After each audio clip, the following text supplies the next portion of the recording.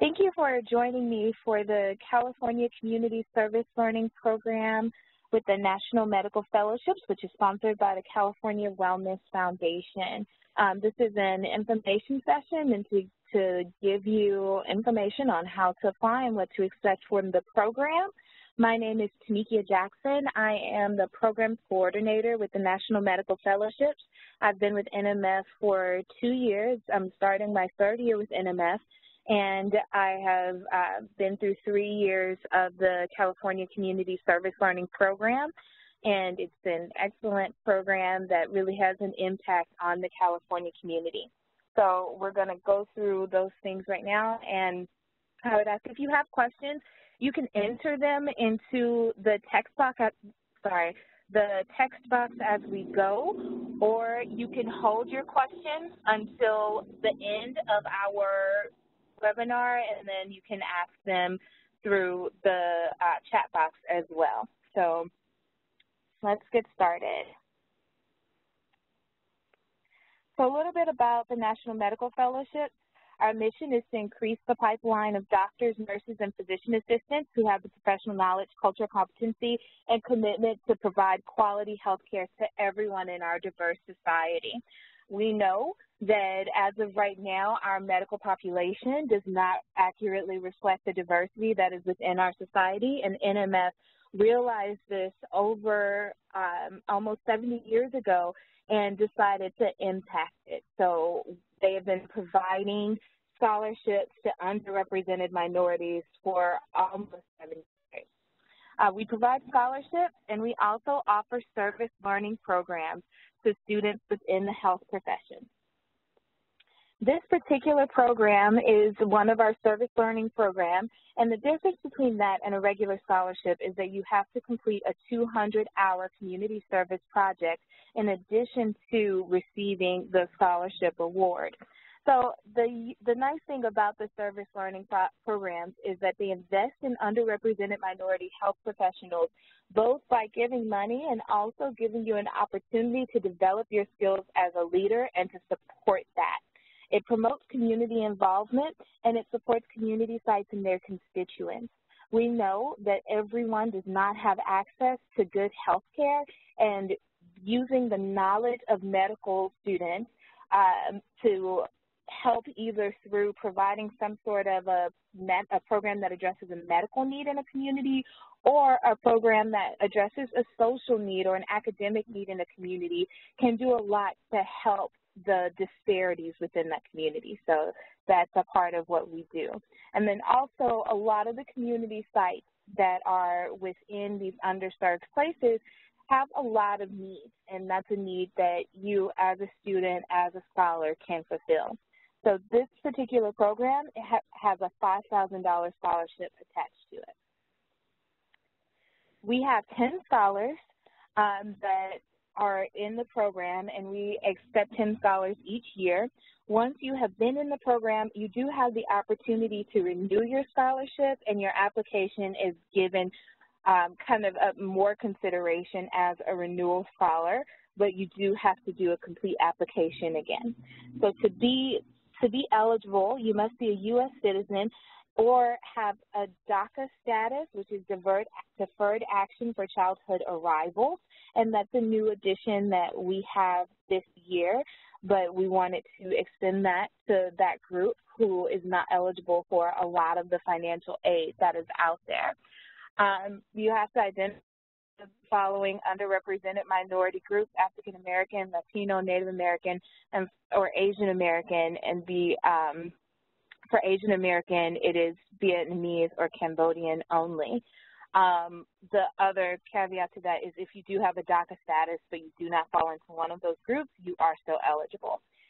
We are looking for students who have demonstrated leadership at an early age, have a commitment to serving underserved communities, and are enrolled in an accredited medical school in California. And we go according to AAMC, or the American Association of Medical Clinicians, I believe. We go according to their standards according to schools that are accredited by them.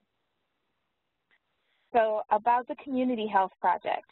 This project is a minimum of 200 hours in duration. It is self-directed, which means that as the scholar, you are choosing what this project is addressing. You're choosing the goals of the project, you're choosing how it's going to get done, and you're implementing it.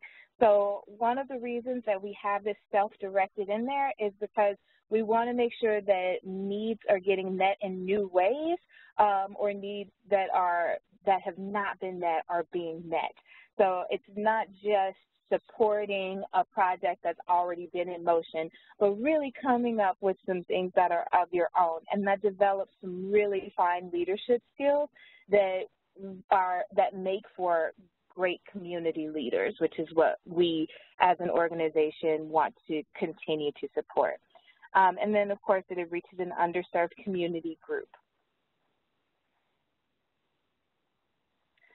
Here are a few examples of projects. Program to understand and improve patient-centered care for elderly populations, women's health workshops, running towards a healthier Lennox that was addressing health issues by implementing a physical exercise program, and the Loma Linda Durable Medical Equipment Exchange. Those are all projects that have been done within this particular program. So one of the other things that I will say as a side note about the community project is just that as you are coming up with the community project, you want to have an idea of the site that you want to be located, because ultimately we know that it works better for you to work with a site rather than to have a project and just try to go into a site, because you need to know the needs of that site and be addressing the needs of that site. So I'm going to just point out a resource that we have if you have questions about what kind of project can I come up with or what has been done. NMS has put together a resource library, which is a compilation of projects that have been done in our programs. And so it can give you ideas on what you might do your project about if you're not sure. So if you go to the website, www.nmfonline.org, and then come over to resources, you want to drop down to NMS Scholar Project Databases. And then on here, listed by program, we have different projects that have been done. I will say that the most useful are probably going to be the California Community Service Learning, the United Health Foundation Medical Scholars Program. Either one of these has the type of community service project that you're looking at completing with the California program. The rest of them, the projects are a little bit different, so I would say, I mean, you can check them out, please feel free, but they may not be something that you want to use as a guide. And then on here, you can click on, you'll see a list of projects that we've had, and you can click over here on PDF in order to see their PowerPoint to get an idea of what the project was like. So let's talk about a project. This is a PowerPoint from one of the projects that we had this last year. In case you're wondering, typically the program runs from November until May. So you have from November until May to finish your project or to complete the project that you want to do. In June, we typically have our culminating event, which is where we bring our scholars together and you have an opportunity to present on and talk about the project that you worked on and hopefully to get some feedback. We try to have different industry professionals to be there to give you feedback and to offer some new ears to your project, which is really cool because it's great to share the work that you are doing. This particular one was by Gianna Ramos, who, as I said, was a California Community Service Learning Program scholar, and she was at the David Geffen School of Medicine. So her project is called Community Health Catalyst Project, and it was set in a high school in Richmond, California. The it looks like her project idea was mentorship and to do health advocacy at an early age. A part of the reason why she chose this school is because it's known for gang violence and poverty, but has worked to improve the community over the last several years. So again, already you see a match between what she wants to do and what they're already doing at the site. They have a mistrust of the medical system, and that's a common problem in healthcare delivery in underserved areas. She wants to involve community members to empower them and create allies. She worked with, or she did upstreamist work, and she sort of talked about that as a part of what that means. Here's her methodology that she used in designing this program. She selected students to participate as health catalysts. The students helped to create and distribute needs assessment surveys to the student body. The survey data was analyzed with the support of the Community Health Catalyst Project leadership, and based on the data, students created a peer counseling group at the high school, which is a great way to address that issue. She had 6 students who were health catalysts, and they participated for 10 weeks. There were 213 surveys collected. Here we see the results of what she found. Okay, so we can see sort of the results of her data.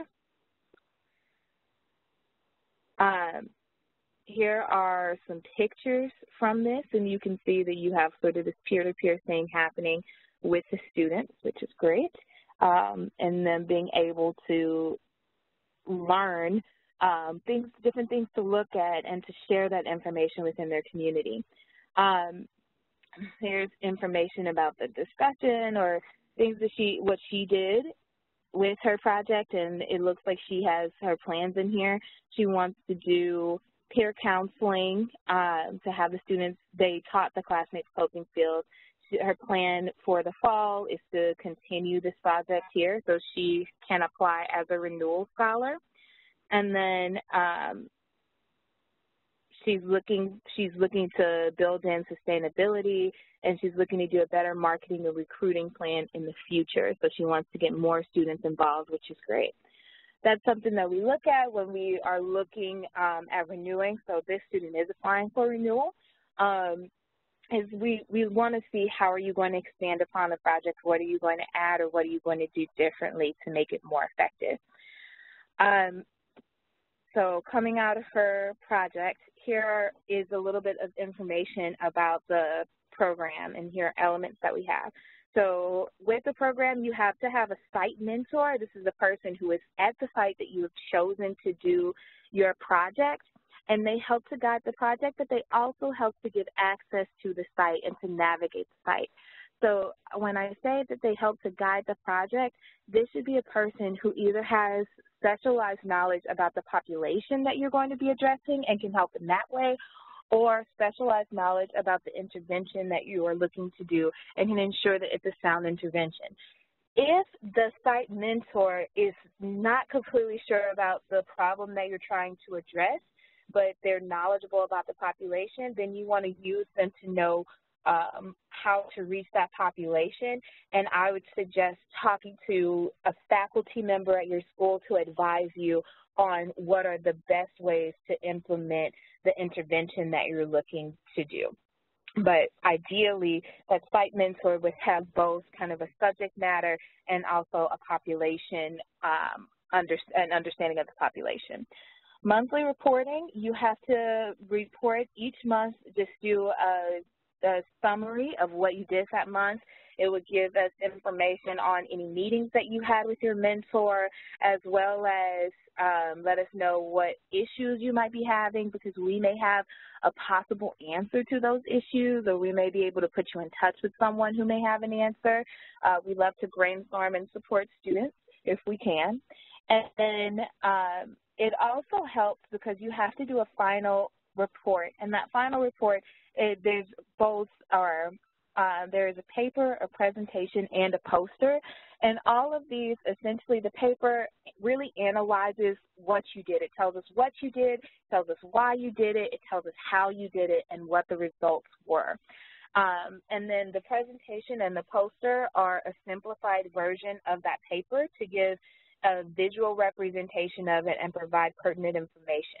The reason that we have you do the presentation and the poster is because we also want to encourage you and provide you with the tools to take your project beyond NMS. So that might look like presenting at a conference or submitting your work to a journal, and these tools are, if not the final step in doing that, they can be the first step in doing that and getting the information together so that you are able to really use this to build your career or to add to your skills. So the culminating event, which I mentioned already, is when we bring all of the students together and we facilitate a discussion of projects and the sharing of ideas. Like I said, we try to invite industry professionals as well to have them come out and give you pretty solid advice on things that you can, ways that you can improve your project or things that you might do. Our culminating events in the past are an excellent way to get to know your cohort that you're with and also to expand upon that project. It's also nice for California because everyone's in the same state. Some of you are in the same city. You may even go to the same school and might not know each other, and it's a good opportunity to meet someone who might be useful to build a relationship with. So for the application, all of our applications are online. I hope you have taken the time to go to the website and look at the application. We have a pretty comprehensive page that gives information on everything that we need, in order to have you complete the application. And I just want to point that out real quick. So if we go back to the website, under scholarships and awards with service learning programs.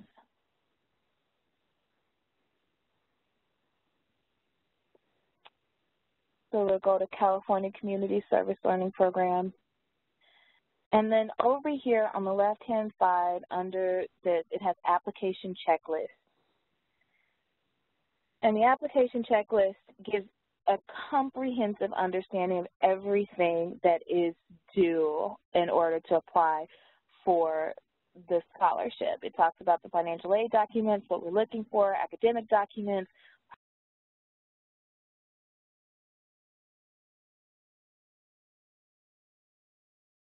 What I was saying was just the application checklist is online. It's available. It has information for everything that you would need to know with your application. If you've been, once you go through that or once you start your application, if you then have issues, please feel free to reach out to us at NMS.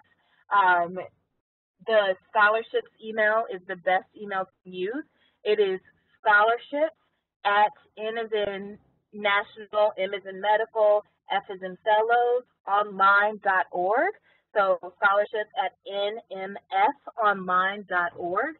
And we can answer your questions in that way. So I think that is the end of my presentation, and I'm ready to take questions. So I have a question about, is it possible to receive a copy of my presentation via email?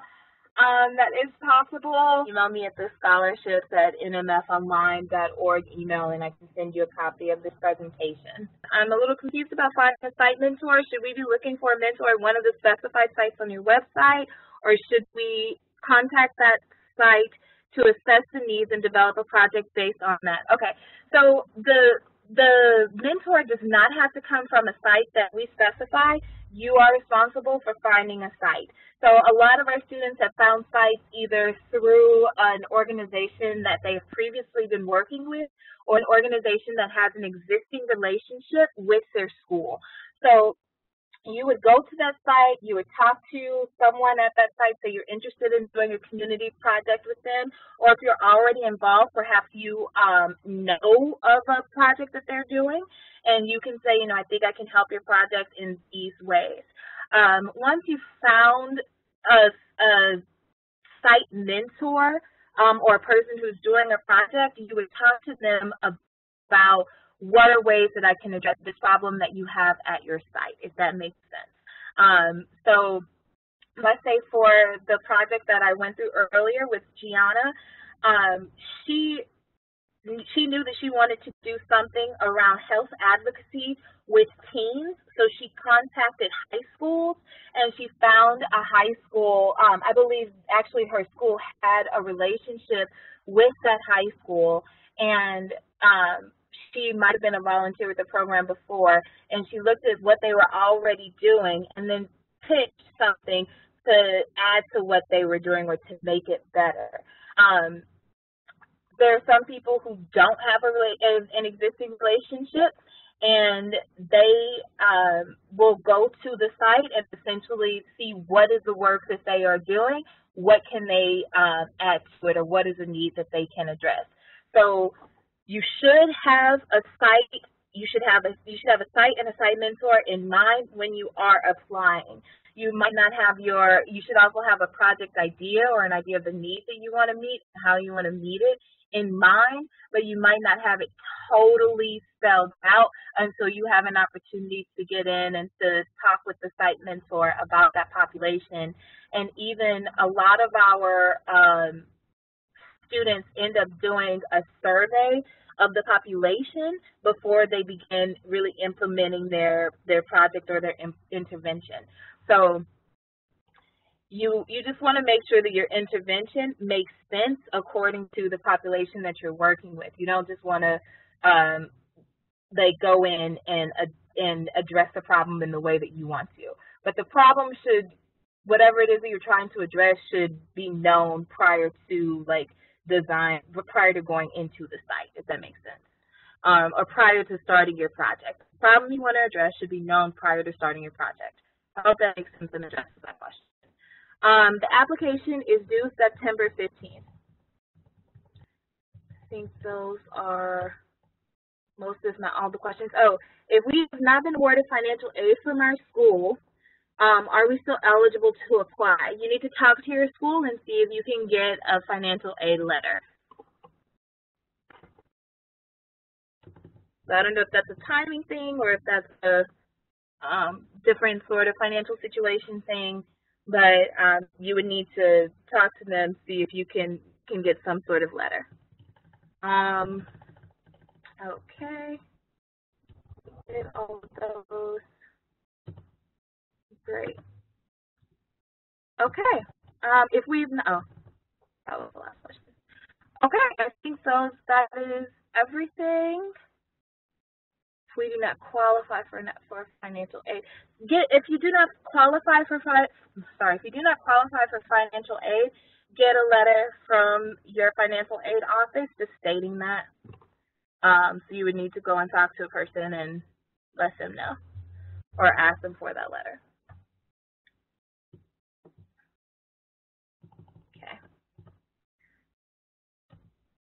Awesome.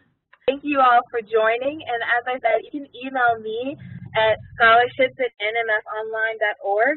Oh, one more thing I wanted to say to you guys, to you all.